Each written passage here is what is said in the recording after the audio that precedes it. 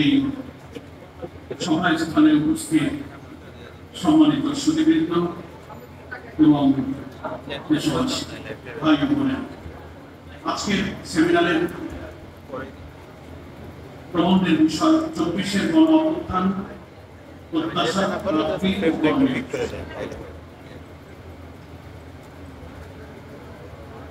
আলহামদুলিল্লাহ রাব্বিল আলামিন, والصلاه والسلام على سيد المرسلين وعلى آله وصحبه أجمعين।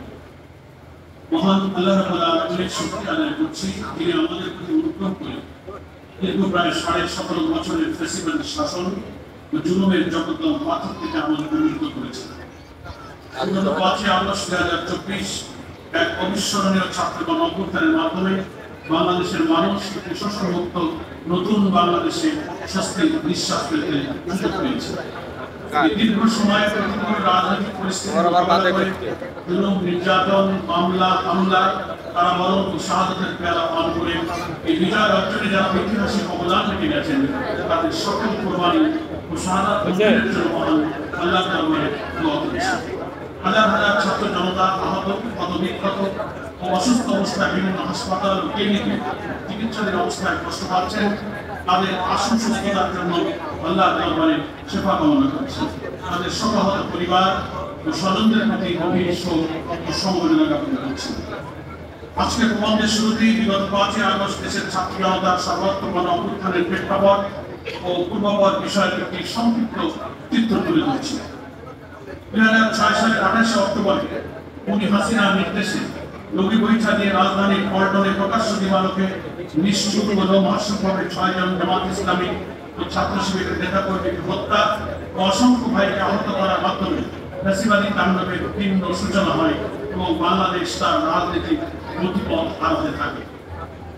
এই ধারাবাহিকতায় বিগত 2009 সাল থেকে আওয়ামী ফ্যাসিস্ট সরকার ক্ষমতায় বসে আধিপত্যবাদী শক্তির সেবাদাস হিসেবে এদেশের মানুষের উপরে সীমাহীন জুলুম, দুর্নীতি, লুটপাট, খুন, রাষ্ট্রযন্ত্রের সর্বনাশা দলীয়করণ, বিরোধী রাজনৈতিক দলের উপর মিথ্যা মামলা, সকল গণতান্ত্রিক সাংবিধানিক অধিকার তথা ভোটাধিকার হরণ করে ইতিহাসের কলঙ্কিত এক শাসক হিসেবে চেপে বসেছিলেন। 2024 সালের 5 আগস্ট পর্যন্ত আমাদের প্রিয় এই জন্মভূমির আর্থসামাজিক অবস্থা, শিক্ষা, সংস্কৃতি, ইসলামী মূল্যবোধ তথা আমাদের স্বতন্ত্র জাতিসত্তাকে ধীরে ধীরে ধ্বংস করে এক সর্বনাশা পরিণতিতে পৌঁছে দিয়েছে। 2009 সালের পিলখানায় 57 জন চৌকার সেনা কর্মকর্তা 74 জনের সহ 74 জনের নৃশংস হত্যাকাণ্ড, 2013 সালের 5 মে শাপলা চত্বর হত্যাকাণ্ডের মতো বর্বর ঘটনাবলী ফ্যাসিবাদের বিভৎস রূপকে জাতির সামনে উন্মোচিত করেছে।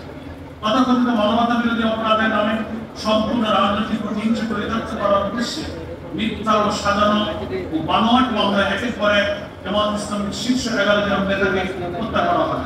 হাজার হাজার আলেম ওলামা, ইসলামিক স্কলার ও লক্ষ লক্ষ নিরপরাধ মানুষকে কারাগারে আটক করা হয়, রিমান্ডে নিয়ে নিষ্ঠুর নির্যাতন করা হয় ও মিথ্যা মামলায় সাজা দেওয়া হয়। আয়নাঘর এবং ক্রসফায়ার নিয়ে বহু মানুষকে নির্যাতন করে হত্যা করা হয়। সাংবিধানিক বাধ্যবাধকতার দোহাই দিয়ে জনমত উপেক্ষা করে কেয়ারটেকার সরকার পদ্ধতি বাতিল করে ফ্যাসিস্ট আওয়ামী লীগ 2014, 2018, 2024 সালের জাতীয় সংসদ নির্বাচনের নামে ইতিহাসের নজিরবিহীন প্রহসনের নির্বাচনী নাটক মঞ্চস্থ করে। উল্লেখ করি, আমি ও দামি নির্বাচনের পর 2024 সালের জানুয়ারি থেকে দেশের আইন শৃঙ্খলা পরিস্থিতির চরম অবনতি, ব্যাপক দুর্নীতি ও লুটপাট, বিদেশে অর্থ পাচার, দলীয়করণের মাধ্যমে দেশের সামগ্রিক পরিবেশ চরম অবনতি থেকে আগাতে থাকে। তৎকালীন আইজিপি, সেনাপ্রধান, র্যাবের ডিজি সহ সংবাদে সীমাহীন দুর্নীতির কারণে দেশের মধ্যে ব্যাপক ক্ষোভের সৃষ্টি হয়। এই জন্য মার্কিন যুক্তরাষ্ট্র তাদের বিরুদ্ধে নিষেধাজ্ঞা জারি করে শেখ হাসিনা ও তার পরিবার দেশকে দুর্নীতি, ষড়যন্ত্রী ও সন্ত্রাসের রাজত্বে পরিণত করে। দেশি বিদেশি রাজনৈতিক পর্যবেক্ষক অভিমত ছিল এগুলো সময় গণবিস্ফোরণের মধ্য দিয়ে অবৈধ শেখ হাসিনা সরকারের 5 জুন সরকারি চাকরিতে কোটা বাতিলের পরিবর্তন অবৈধ ঘোষণা করে হাইকোর্ট রায় প্রদান করে। 6 জুন ঢাকা বিশ্ববিদ্যালয়ের শিক্ষার্থীরা এর বিরুদ্ধে বিক্ষোভ মিছিল ও সমাবেশ করে। 9 জুন বিশ্ববিদ্যালয়ের শিক্ষার্থীরা আবারও বিক্ষোভ সমাবেশ করে এবং শিক্ষার্থীদের দাবি মাত্র 30 জুন পর্যন্ত সরকারকে সময় বেঁধে দেয়। বিক্ষোভ শেষে আন্দোলনকারীরা সুপ্রিম কোর্টের অ্যাটর্নি জেনারেল বরাবর স্মারকলিপি দেয়। কোটা বাতিল সংক্রান্ত হাইকোর্টের দেওয়া রায় স্থগিত চেয়ে রাষ্ট্রপক্ষের আপিল বিভাগের পূর্ণাঙ্গ বেঞ্চে শুনানির জন্য 4 জুলাই তারিখ নির্ধারিত হয়। ইতিমধ্যে বিভিন্ন বিশ্ববিদ্যালয় কোটা বিরোধী ছাত্র আন্দোলন পূর্ব থেকে তীব্রতার হতে থাকে। ঢাকা বিশ্ববিদ্যালয় সহ বিভিন্ন বিশ্ববিদ্যালয়ের বৈষম্য বিরোধী ছাত্র আন্দোলনের শিক্ষার্থীরা শাহবাগ অবরোধ করে। জাহাঙ্গীরনগর বিশ্ববিদ্যালয়ের শিক্ষার্থীরা ঢাকা আরিচা মহাসড়ক, গোবিন্দশাহীর শিক্ষার্থীরা রেললাইন অবরোধ, চট্টগ্রাম, বরিশাল, খুলনা সহ দেশের বিভিন্ন স্থানে বিক্ষোভ সড়ক অবরোধ করতে থাকে বৈষম্য বিরোধী ছাত্র আন্দোলনের শিক্ষার্থীরা। ক্রমান্বয়ে আন্দোলনকারীরা সব বিশ্ববিদ্যালয় কলেজের ক্লাস ও পরীক্ষা বর্জন, ছাত্র ধর্মঘট ও সারা দেশে সড়ক মহাসড়ক অবরোধের ডাক দেয়। পর্যায়ক্রমে সকল বিশ্ববিদ্যালয়, কলেজ, স্কুল, মাদ্রাসার ছাত্র ছাত্রী, শিক্ষক, অভিভাবকরা এই আন্দোলনে ব্যাপকভাবে অংশগ্রহণ করে। এর নাম দেওয়া হয় বাংলা ব্লকে। 7 জুলাই বাংলা ব্লকে রাজধানী স্থবির হয়ে পড়ে, অনির্দিষ্টকালের জন্য ক্লাস পরীক্ষা বন্ধ হয়ে যায়। 8 জুলাই সারা দেশের ছাত্রদের নিয়ে বৈষম্য বিরোধী ছাত্র আন্দোলনের নামে সমন্বয় টিম গঠন করা হয়। 10 জুলাই কোটার বিষয় বজায় রাখতে 4 সপ্তাহের জন্য আপিল বিভাগ নির্দেশ প্রদান করে। ছাত্ররা ভুল করেছে মর্মে প্রধান বিচারপতি বক্তব্য রাখেন। এতে পুলিশের বাধা থাকলেও বিভিন্ন স্থানে অবরোধ পালন করতে থাকে আন্দোলনকারীরা। স্বরাষ্ট্রমন্ত্রী বলেন, শিক্ষার্থীরা লিমিট ক্রস করে যাচ্ছে। 12 জুলাই শুক্রবার সকল ক্যাম্পাসে বিক্ষোভ চলে। ঢাকা বিশ্ববিদ্যালয়ের শিক্ষার্থীরা পুনরায় শাহবাগ মোড় অবরোধ করে। রাজশাহী বিশ্ববিদ্যালয়ের শিক্ষার্থীরা রেলপথ অবরোধ করে। 14 জুলাই রাষ্ট্রপতির কাছে স্মারকলিপি দিয়ে বৈষম্য বিরোধী ছাত্র আন্দোলনের শিক্ষার্থীরা সংসদে জরুরি অধিবেশন ডেকে কোটা যৌক্তিক সংস্কারের জন্য সরকারকে 24 ঘন্টা সময় বেঁধে দেয়। একই দিনে শেখ হাসিনা চীন সফর শেষে আহত সংবাদ সম্মেলনে এক প্রশ্নের জবাবে বৈষম্য বিরোধী ছাত্র আন্দোলনকারী শিক্ষার্থীদের ব্যঙ্গ করে রাজাকারের রাজনীতি বলে বসে। এর প্রতিবাদে রাত 9টার পর থেকে বিশ্ববিদ্যালয়ের বিভিন্ন হলে তুমুল বিক্ষোভ হয় এবং স্লোগান ওঠে, তুমি কে, আমি কে, রাজাকার রাজাকার, কে বলেছে স্বৈরাচার স্বৈরাচার। এই স্লোগান এত জনপ্রিয় হয় যা মুহূর্তে দেশে সকল বিশ্ববিদ্যালয় ও শিক্ষা প্রতিষ্ঠানে তার ছোঁয়া লাগে এবং স্লোগানে ক্যাম্পাসগুলো মুখরিত হয়ে ওঠে। রাতে চট্টগ্রাম বিশ্ববিদ্যালয় ক্যাম্পাসে শিক্ষার্থীদের উপর ছাত্রলীগ হামলা চালায়। 15 জুলাই ওবায়দুল কাদের সাংবাদিকদের বলেন, আন্দোলনকারীদের রাজাকার স্লোগানের জবাব দেওয়ার জন্য ছাত্রলীগই যথেষ্ট। ছাত্রলীগ সভাপতি সাদ্দাম মন্তব্য করেন, যারা আমি রাজাকার স্লোগান দিচ্ছে তাদের শেষ দেখিয়ে ছাড়বে। ওবায়দুল কাদের ও সাদ্দামের এই জঘন্য মন্তব্যের পর ছাত্রলীগ সদস্যরা নিরীহ শিক্ষার্থীদের সশস্ত্র আক্রমণ করে 5 শতাধিক শিক্ষার্থীদের মারাত্মকভাবে আহত করে। 297 জন ছাত্র আহত হয়ে ঢাকা মেডিকেলে চিকিৎসা নেন। 16 জুলাই রংপুরের বেগম রোকেয়া বিশ্ববিদ্যালয়ের ক্যাম্পাসে পুলিশের সামনে বুক পেতে দিয়ে পুলিশের গুলিতে নিহত হয় ওই বিশ্ববিদ্যালয়ের ইংরেজি বিভাগের মেধাবী ছাত্র আবু সাঈদ। ফ্যাসিস্ট হাসিনার বিরুদ্ধে আবু সাঈদের এই সাহসিকতা, দেশপ্রেম ও অবিস্মরণীয় আত্মদানের ঘটনা দেশ ও বিদেশের সকল মানুষের বিবেককে নাড়া দেয়। গণমাধ্যমে প্রকাশিত এই বীরত্বপূর্ণ আত্মদানের দৃশ্য ওটা জাতিকে নতুন করে জাগিয়ে তোলে। ওই দিন পুলিশের গুলিতে আরো নিহত হন চট্টগ্রামের ওয়াসিম, শান্ত, ফারুক, ঢাকায় শাহজাহান সহ আরো 7 জন।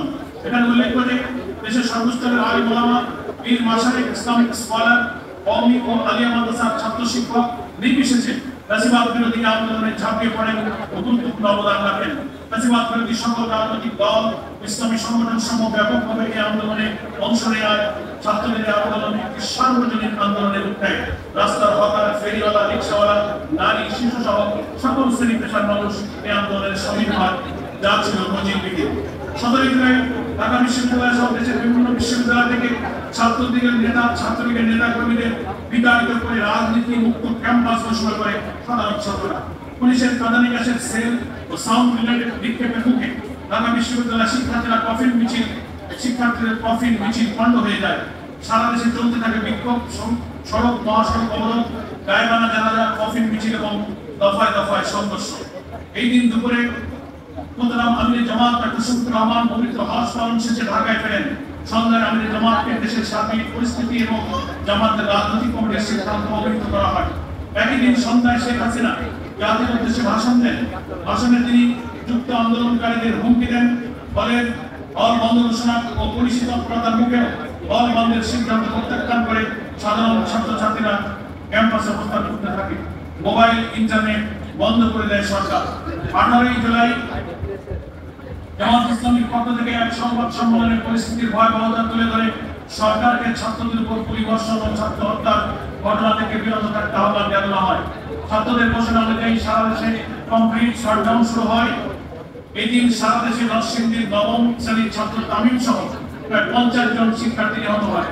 সারা দেশে বিজিবি মোতায়েন করা হয়। আর 9টা থেকে ব্রডব্যান্ড ইন্টারনেট বন্ধ করার মাধ্যমে দেশকে সম্পূর্ণ ইন্টারনেট বিচ্ছিন্ন করে দেওয়া হয়। এই সময় প্রবাসী বাংলাদেশিরা বিভিন্ন দেশ থেকে প্রযুক্তিগত সুবিধা দিয়ে এই আন্দোলনে গুরুত্বপূর্ণ অবদান রাখেন।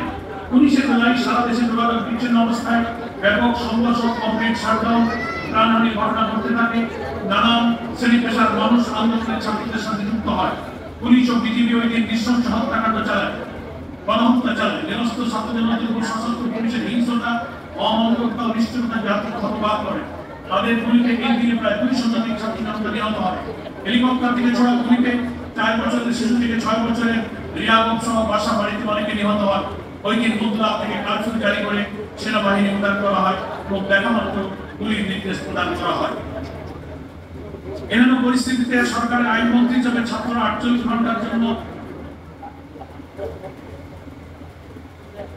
আন্দোলন স্থগিত করতে বাধ্য হয়। কিন্তু সারা দেশে কারফিউ চলতে থাকে।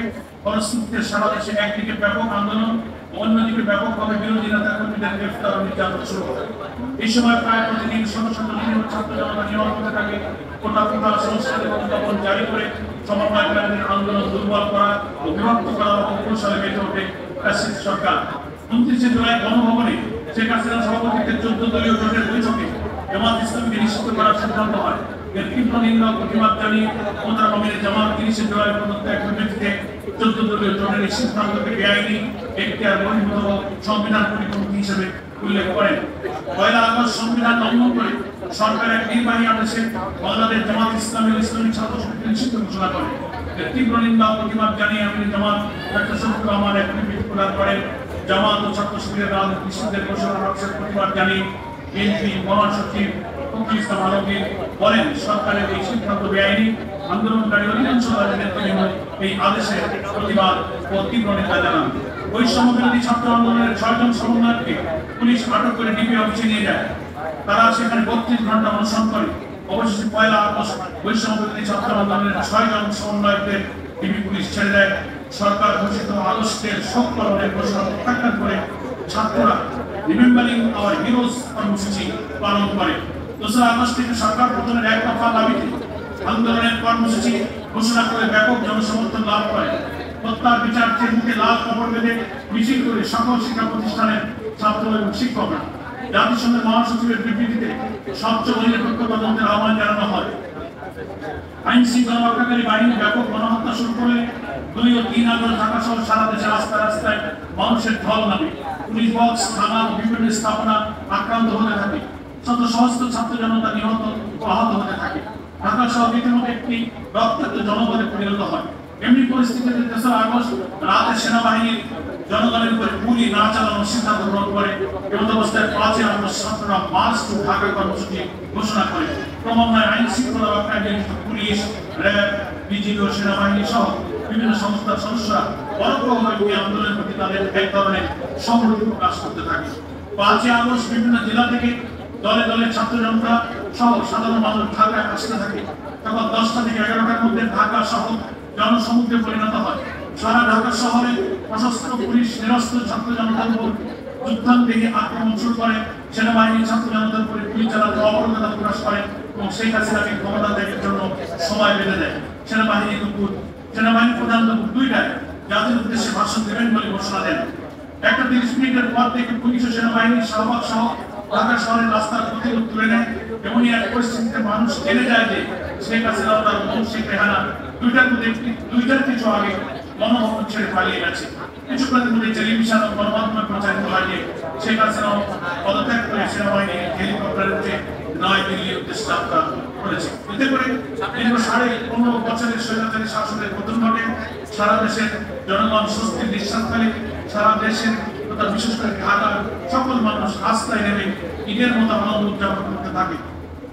জনগণের মধ্যে বয়ে যায় আনন্দের বন্যা। বৃষ্টি বিতরণ ও গোলাগুলি করতে থাকে। মানুষ রাস্তায় রাস্তায় সেজদা দিয়ে আল্লাহর কাছে শুকরিয়া আদায় করতে থাকে। অন্যদিকে আন্দোলনে নিহত সহস্রাধিক ছাত্র জনতা এবং হাজার হাজার আহতদের পরিবারে চলে শোকের করুণ মতো ব্যবস্থায় সেনাবাহিনী প্রধান বিকাল 4টায় জাতির উদ্দেশ্যে ভাষণ দিয়ে সকলকে শান্ত রাখা ও পরিস্থিতি নিয়ন্ত্রণে রাখার জন্য সহযোগিতা কামনা করেন। আনুষ্ঠানিকভাবে শেখ হাসিনার পদত্যাগ ও অন্তর্বর্তীকালীন সরকার গঠনের ঘোষণা দেন। রাজধানীর উচ্ছ্বসিত জনতার একাংশ গণভবনে গিয়ে আনন্দ উল্লাস করে। সেদিনও পুলিশের গুলিতে প্রায় 200 ছাত্র জনতা নিহত হয়। 6 আগস্ট থেকে কারাগারে আটক নেতাকর্মীরা মুক্তি লাভ করতে থাকেন। 8 আগস্ট রাত 9টায় অন্তর্বর্তীকালীন সরকারের প্রধান হিসাবে ডক্টর মোহাম্মদ ইউনূস শপথ গ্রহণ করেন এবং একটি উপদেষ্টা পরিষদ গঠন করা হয়। প্রত্যাশা 24-এর মাধ্যমে আমরা এক নতুন পথে যাত্রা শুরু করেছি। আমরা একটি নতুন বাংলাদেশের স্বপ্ন দেখছি, যেখানে লুটপাট, অর্থ পাচার, দারিদ্র্য, বেকারত্ব, সন্ত্রাস, অবিচার, বৈষম্য, ভিন্নমত থাকবে না। আমাদের জাতিসত্তা ও মূল্যবোধ বিরোধী আধিপত্যবাদীদের সেবাদাস ও কর্তৃত্ববাদী শাসন থাকবে না। দুর্নীতিমুক্ত, বৈষম্যহীন এবং ইনসাফপূর্ণ একটি সুষম অর্থনীতির কাঠামো গড়ে তুলতে হবে। প্রাকৃতিক সম্পদের প্রাচুর্য আমাদের এই কৃষিকে উন্নত প্রযুক্তির সমবায় অর্থনীতির গুণ নিরাপত্তা পরিণত করতে হবে। রাজনৈতিক দলসমূহের মধ্যে প্রয়োজনীয় সংস্কার, ভিন্ন মতের প্রতি শ্রদ্ধা এবং পারস্পরিক সহমর্মিতার সংস্কৃতি গড়ে তুলতে হবে। জাতীয় নির্বাচন সহ সকল স্তরের নির্বাচনকে সুষ্ঠু ও নিরপেক্ষ করার লক্ষ্যে মৌলিক সংস্কার কাজ সম্পন্ন করতে হবে। দলীয় পরামুক্ত এবং দুর্নীতিমুক্ত প্রশাসন, বিচার ও সরকার ব্যবস্থা গড়ে তুলতে এমন একটি ভারসাম্যপূর্ণ রাষ্ট্র কাঠামো আমাদের প্রত্যাশা, যেখানে নতুন কোন ফ্যাসিবাদের জন্ম হবে না।